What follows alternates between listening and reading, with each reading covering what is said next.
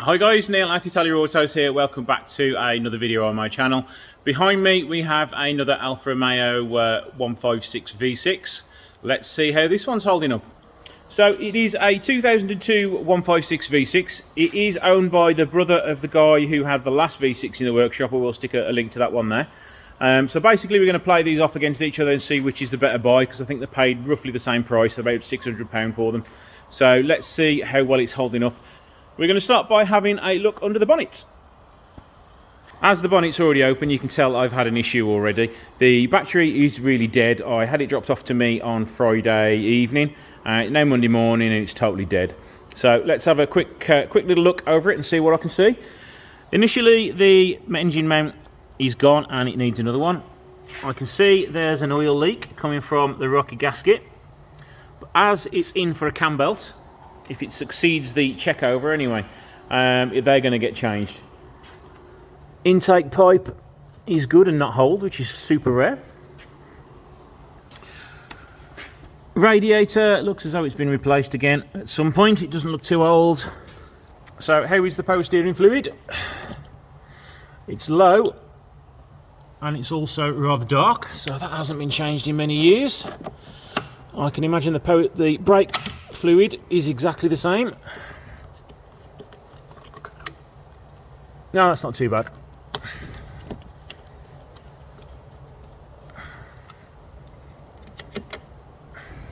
Let's have a little walk around the car now. It's got a very well-worn aftermarket front splitter. I suppose as far as front splitters go, it's not that bad. It just needs plenty of TLC, but as it's seen a few curbs there, it does need a little bit of work to get that back into pristine condition. A little bit of yellowing on the headlights, scrape on the front bumper, stone chips on the wing. It's had some clover badges there at some point. Rust again on the lower wing. Side skirts peeling off.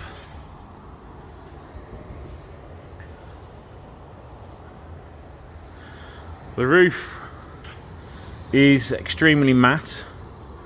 The rear door is matte. I'd say that has been repainted at some point in its life, and the door was blended in.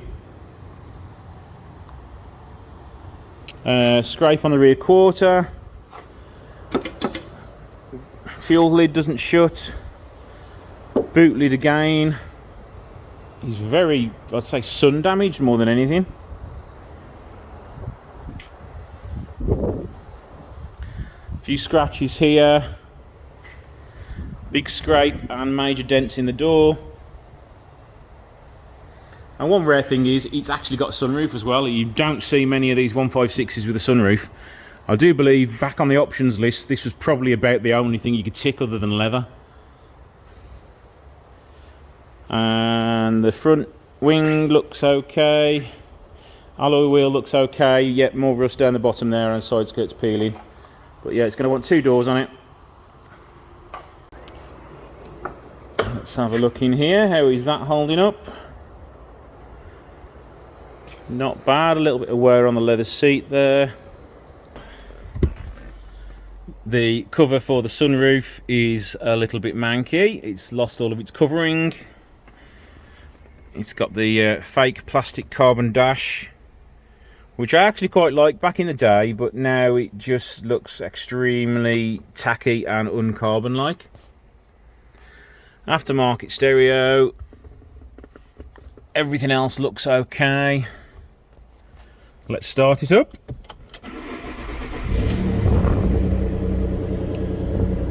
Sounds okay. For 88,000 miles, that steering wheel is in a bad way indeed.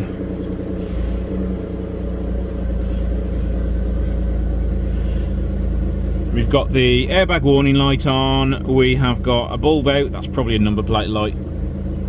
So we've done 88,000 miles.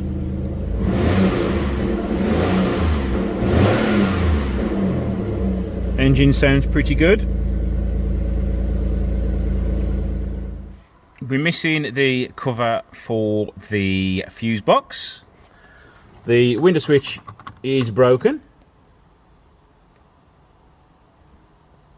It's got some aftermarket speakers and tweeters installed. Onto the steering and suspension now. Plenty of life in the front brakes, not too much of a lip, so nothing to worry about there. Front springs look okay, the suspension turrets look okay.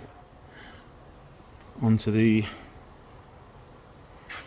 and that's just a better look at that front sill. Can we see it further underneath?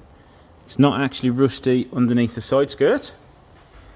Rear brakes, they look okay. Pads are about 40% worn. Rear shockers looks okay. Yes, rust on the surface. The arch itself isn't rusty. The driver's side rear brakes, again, they look all fine. This shocker is in a little bit worse condition, so I would keep an eye on that one for leaking, and it looks as though the shocker is actually leaking as well. And that's why you can see all that moisture, grease on the shocker, so it needs a new rear shocker. And again, no rust on the rear arch until we get to the back here, and then a little bit starting down there. Final front driver's side wheel, again, the brakes look okay. Front shocker has a little bit of rust coming on it. Suspension turret, again, a little bit of rust, but nothing major. The front arch liner isn't in correctly. Bodywork isn't too bad actually, there's not that much rust on the outside of it. Yes, the front wings are going at the bottom like they all do, but surprised to see very little rust on the back end. So let's get it up in the air and see how bad it is. Now, I've not seen underneath this yet. I'm wondering, is it better or is it worse than that V6 we had in a few weeks ago? Start on the engine, let's have a look for some leaks. A little bit of a leak coming from up top. That's probably rocker gasket, I would say. Further up, I'll have to investigate that further. Back of the engine looks okay. Little tiny leak again down the back of the engine.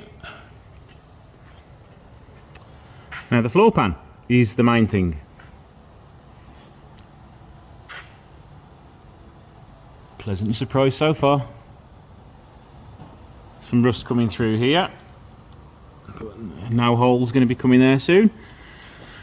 Had the normal repairs in this area here. It looks like it's a better quality repair. It's been welded from the inside, so it does look like a pretty tidy job. They have formed the metal pretty well, and they've covered it around with silicone by the look of it.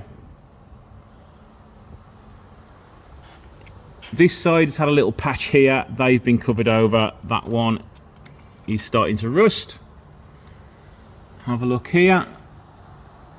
Without peering too far underneath, we have a hole in the back of the sill there. If you can see it, it's there.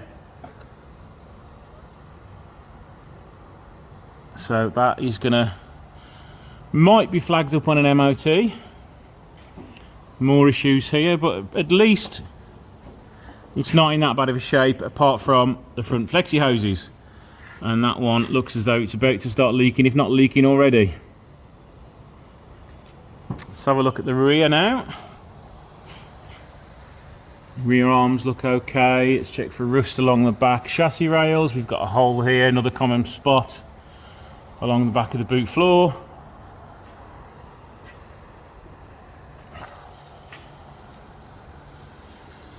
Exhaust doesn't look too old.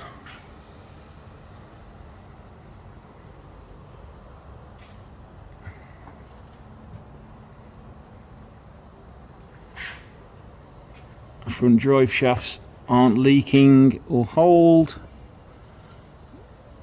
The wishbones look okay.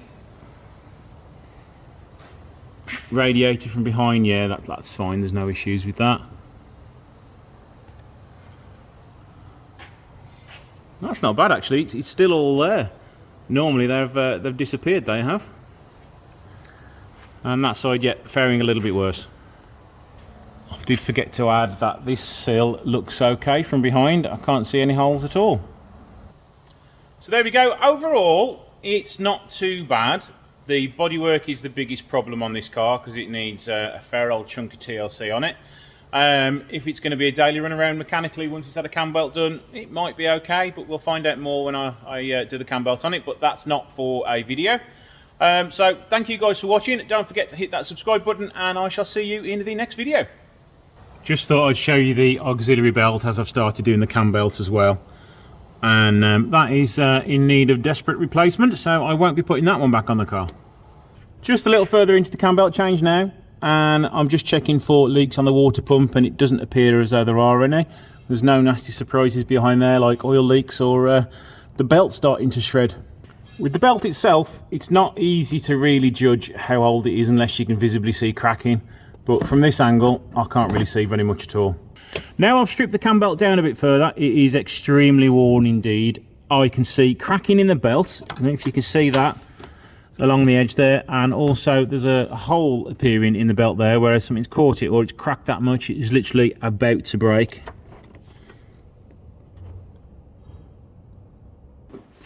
Just an extra little bit for you now in this video. I've removed the cam belt, and as you can see, that isn't far off breaking. It's like that all the way around. Show you the inside now if I can get the camera to focus right. That is also cracking as well. So it is a very good job that this cam belt was done. But as with a lot of cam belts I'm seeing on these V6s now, whoever's done it before has over-torqued the bolts. We've got one bolt snapped in the water pump. We've got each bolt on these tensioner are over-torqued and are starting to round off. So I'm going to have to try and get my welder in there and get a nut or bolt welded to them to get them off. So it seems more and more as these cars are getting older, you run into problems when doing cam belts on these V6s. What I do now is I tell the customer the base cam belt price. That's if everything goes smoothly. But unfortunately, 9 times out of 10, you always get something go wrong. So you're going to be getting people, Alfa specialists, quoting you a variation of prices now, because we're always going to get stuck on getting some of these bolts out